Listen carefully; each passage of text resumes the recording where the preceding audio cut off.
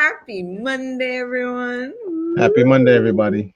Some it's a mindful Monday. For some, it's a motivational Monday. But if you Say are that. here on Say That channel, you know Mondays are devoted for the Monday Rundown. Say that. Say that. Say that. The Monday rundowns are a lot of fun for us because Winston and I get to talk about the things that we don't normally talk about on our Wednesday shows. Wednesdays are dedicated towards entrepreneurship and business mindset. Here we get to talk about all the other things and then learn from other content creators, other thought leaders on the topic of the day. And so we all learn together. It's a lot of fun. Say that. Say that. Let's jump into today's topic, guys. What happens when algorithms decide what beautiful means? Nice. Yeah. It's funny because I remember I myself have okay, so for me Snapchat was the first time I saw like filters, and I was like, but those filters always seemed like over the top. Like all of a sudden people had bunny ears and like sparkles on their faces, and so like it was very much not reality.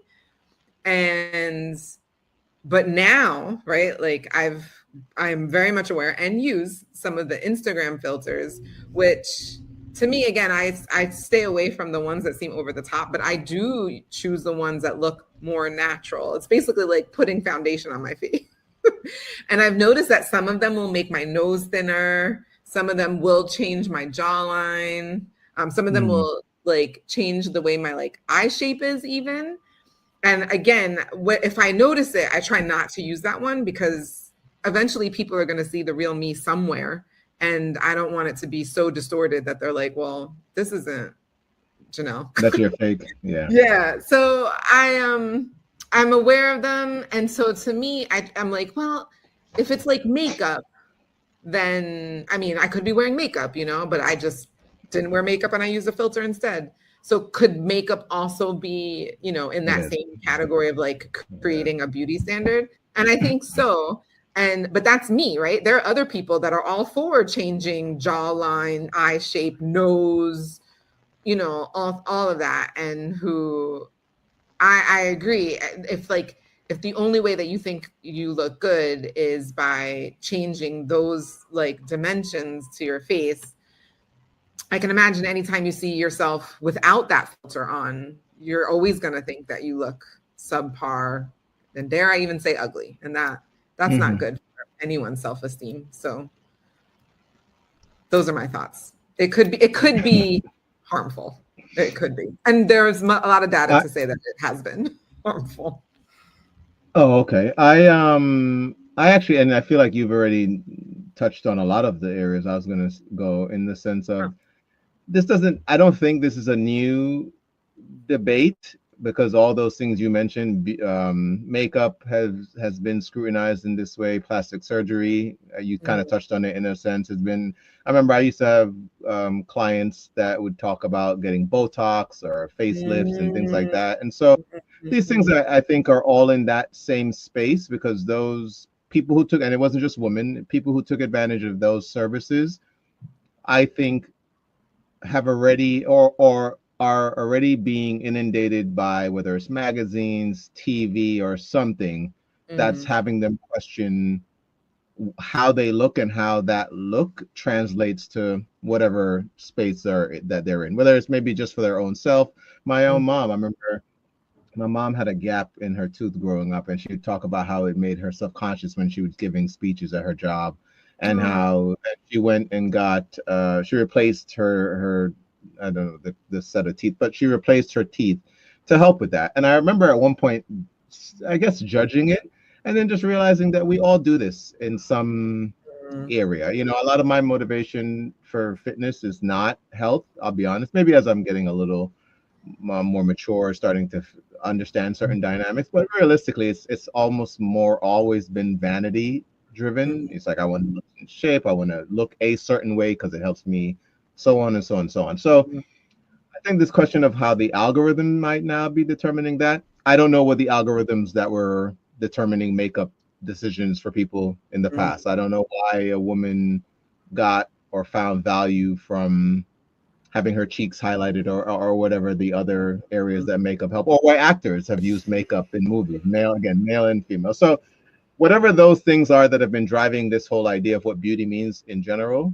What also came to mind as you were talking, I was remembering one point, especially in American culture, I think thinner women were more considered beautiful. I think it's shifted, and I may be speaking just from a cultural standpoint, where it's more curvaceous women are considered more beautiful.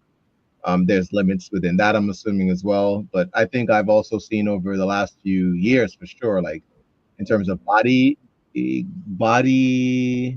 what's the word? Attractiveness, just larger women. Yeah, body imagery. I'll call it that. Where larger women that at one point again was not considered beautiful.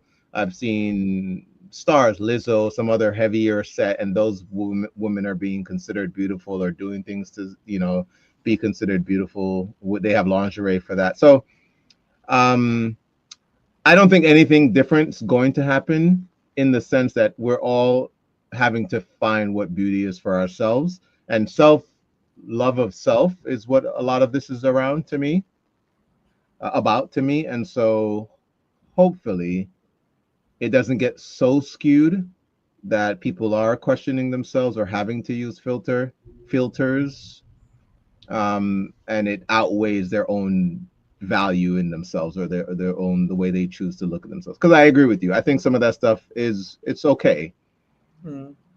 But except, like, I could get into this whole thing about body dysmorphia in the bodybuilding industry, and how that, I mean, having to have conversations and going through that myself, and things like that. So it I think it has a lot of heads, but I don't necessarily think social media algorithms are doing something that's so like revolutionary. Yeah, it's been there in other, again, maybe it's happening at a younger age. That's also maybe a factor.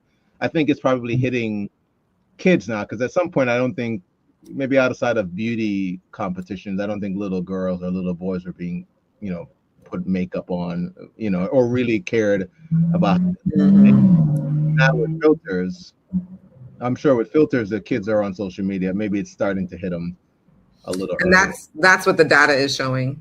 You have like 10, 11-year-old girls having body dysmorphia, and and which I think we can all agree is not healthy. So yeah, but I think it's not a new conversation. I'll say it that way.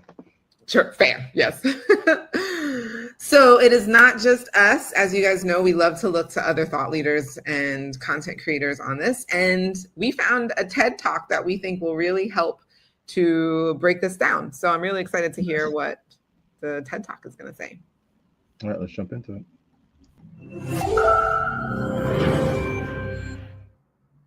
Earlier this year, I was in Taipei, Taiwan, where I decided I wanted to make a TikTok about cup noodle. Only this brilliant TikTok never happened because of the shock I got when I opened up the app and flipped it into selfie mode.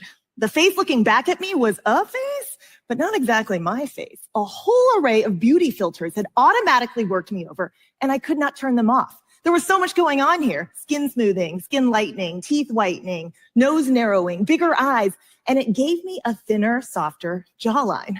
This was a whole lot of non-consensual filtering, or what someone joked was forced catfishing. And for me, it's the perfect example of something called the technological gaze at work.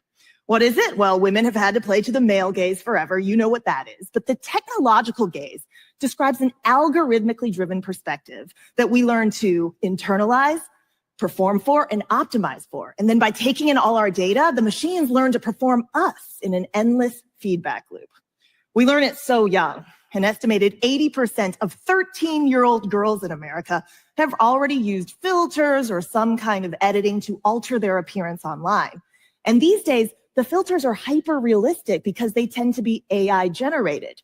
They come with a suite of characteristics teaching us how to look, things like arched eyebrows or higher cheekbones or plump lips. What then happens is we see the gap between the way we look in the mirror and the way we look in these filters, and the digital world begins to dictate real-world beauty standards. We've seen it in celebrity culture, and I know this because I saw it when I lived and worked in Seoul, South Korea as the NPR bureau chief there nearly 10 years ago. Soul is all about optimizing your face and your body. If you want your vagina rejuvenated, your skull reshaped, any part of your body lifted or enhanced, have at it. It's the cosmetic surgery capital of the world. Nearly half of all Korean women have already undergone some kind of plastic surgery. By the time they're in their 20s, no other place comes close. These days, Traptox is really popular. That's injecting Botox into the base of your neck, your trapezius muscles, to give the appearance of a longer neck. Calves are being injected with Botox for the same reason. Having a slimmer jawline is so desirable that a Soul plastic surgery clinic once displayed the human bones of jaws it had shaved down in a glass vase in its lobby. This has since been removed. But this kind of body augmentation work isn't just accepted, it is expected, because in Soul, looks matter so much for your professional and personal advancement. Headshots are required on resumes. Hiring bosses made character judgments based on your face. You were often bullied if you were bald or big. Trying to look better is framed as a route to economic security and a matter of personal responsibility. But Korea just shows us a more concentrated and extreme example of the pretty privilege that exists everywhere. Look at fat phobia in the United States, helping drive off the charts, off-label use of Ozempic, not for diabetes, but for weight loss. It makes sense when we are so rewarded for thinness and stigmatized for fatness. And all I'm saying is we should reckon with this, because the more narrow our idea of beauty is, the wider the pool of ugly becomes. And digital culture is now reshaping our actual faces and bodies. Under the technological gaze, I worry that our bodies become projects to be worked on forever. And if we don't slow down this body augmentation arms race that I saw in Seoul, then the enhancements that were available there only get farther and farther out of reach, and not just for women. Because if we are chasing digital beauty, well, then the limit does not exist. AI's idea of attractiveness is only increasingly inhuman and cyborgian. I don't want this. I don't want my daughters coming up in a world in which their looks are the most important things about them. It is incredibly marginalizing to everybody who can't fit in and exhausting for everyone who can, because you are constantly having to make or pay for interventions in order to keep up. So what do? Filters aren't going anywhere, but we can challenge what the system is optimized for by changing what it means to be beautiful. Just as the solution to homophobia isn't to make everyone straight, and the solution to racism isn't to make everyone white, the solution to lookism and fat phobia isn't to make everyone interchangeably skinny and conventionally pretty. In fact, it's the opposite. It's to celebrate diversity and the differences that make us who we are, that are inherent to the human condition. And ultimately, we have to disrupt a system that reduces our worthiness to our looks. Even though my face is rounder and probably darker than an algorithm would like, I have come here tonight wearing my actual face. And my hope for all of you is that you feel comfortable and will continue to feel comfortable doing the same. Because I see a wide variety of jawlines out here tonight. And let me just say, they are all worthy. Thank you. Very nicely said. I appreciated what she had to say. It's a system, and in order to disrupt it, then it's about accepting what differences. It's differences from what's conventional. So yeah, for sure. That sentiment. Yeah, and I think the areas we touched on before we actually saw the video highlights a lot of what she articulated, in the sense of it is about the age that it is affecting. But many of these, like, I wonder if there hasn't been someone out there who's had this same kind of thought about young kids in beauty competitions at one point. It's, this 100%. Idea of, hey, why are you making them at this young age judge each other or look at themselves or have to, go through all of this? And yeah, there are people who have been shouting that since the dawn of that's my point. It's like I said, I feel like it is something that did stand out to me, and it was how I think my big thing is you get to decide your augmentation, whatever that is. If you want to go lose weight, like I said, if you want to go do plastic surgery, you consult with someone. What surprised me, and is what she started with, was how it's forced. That's what was very surprising. That filter that there was a white woman that was shown, and how much her face was changed is what shocked me. Um, Again, if it's one thing, I almost, I guess, just pro-choice in a sense, but just if you get to choose whatever it is, then it's like, all right, cool, it's still your choice. But to see that the algorithms, to her point, are choosing it for you, that's the part where that's definitely that's a different conversation. Because that's now not giving you the choices to what you think your own beauty looks like. That's something else saying, oh, this is what beauty should look like from a. And I guess if we look at it, because in the modeling industry, again, having been through that, it's like you're told, hey, you don't look good, and you're there looking around with other people like, what, why don't I look good? Like, why didn't I make this thing? It's like, oh, you're 5 pounds overweight. And you're like, overweight? Like, what's going on? And that constant wheel of trying to, keep up with that. It's, yeah. Well, we talked about body dysmorphia, so yeah. A little bit. Actually, that's well, let us know what you guys think. Would totally love to read your comments on this. I'm sure a lot of people have a lot of comments. Have you ever been forced to use a filter on your social media platform, whichever one? Let us know. Have you ever used a social media platform without using a filter recently? Would love to know that, brave ones. Proud of you. That's funny. Proud of you out there, guys. Well, that's it for our show today, but we'll see you next week. Until then, as always, remember, you deserve the good life. Say that. Have a great week, you guys.